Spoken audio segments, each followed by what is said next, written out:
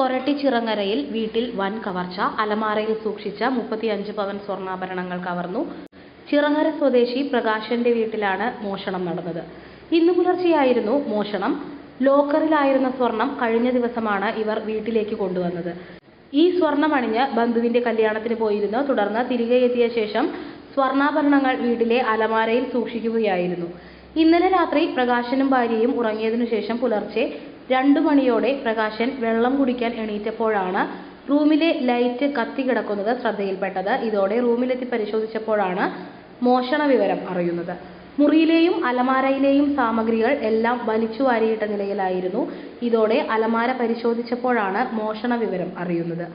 മുറിയുടെ ജനൽ കമ്പികൾ തകർത്താണ് മോഷ്ടാക്കൾ കയറിയിട്ടുള്ളത്. വിവരമറിഞ്ഞ് കൊരട്ടി പോലീസ് സ്ഥലത്തെത്തി തെളിവുകൾ ശേഖരിച്ച് CCTV ദൃശ്യങ്ങൾ ഉൾപ്പെടെ കേന്ദ്രീകരിച്ച് അന്വേഷണം ആരംഭിച്ചു.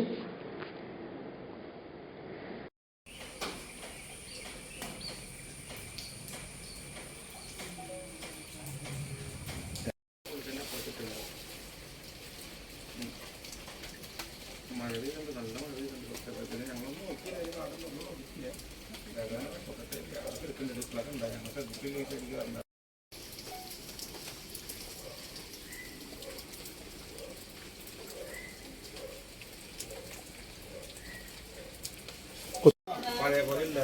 അവിടെ എന്താ ഈ ചെന പറഞ്ഞ ബാറ്റ് പേടിക്കണ്ട, അത് പെട്ടെന്ന് കിട്ടും. ഇത് പേടിക്കണ്ട.